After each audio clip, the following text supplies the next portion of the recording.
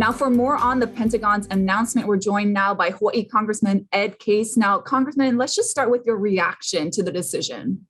Well, it's exactly the right decision by the Secretary of Defense. I was personally called by the Secretary of the Navy shortly before the announcement.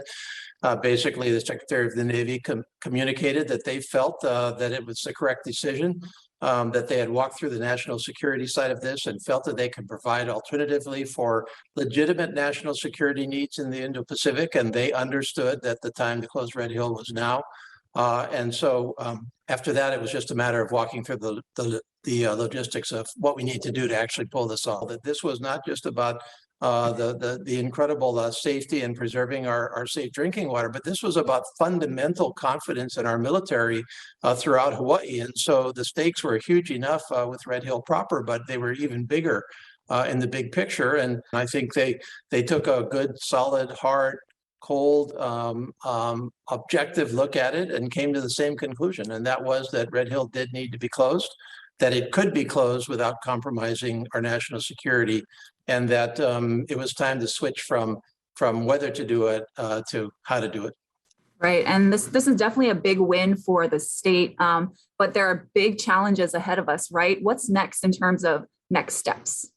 Well, next is exactly what we're doing right now, because there's still thousands of families that are not in their homes.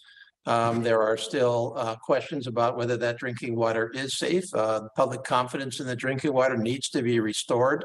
We need to work to assure that there isn't continuing contamination of the aquifer. There are a host of things that we're involved in right now. But in the big picture, what we have to do is we have to complete an independent study of how to defuel it. Number one. Number two, we have to defuel it. Number three, we have to make it safe to close, and then we have to close it.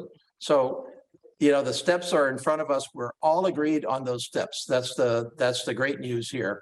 But the effort is going to have to continue at all levels. And at my level in Congress, it's going to be very, very direct and continued vigilance and oversight, and the funding necessary to pull this off, because it's going to be billions of dollars at the end of the day, and that's inescapable. Nonetheless, having said all of that, the fact that we're all now on the same page is great news, number one. And number two, the Navy does deserve credit for having come to this conclusion, for having walked this through, and for having said, no, this is the time, we need to move on. The Department of Defense said timeline-wise, they're looking at maybe a year to defuel and close.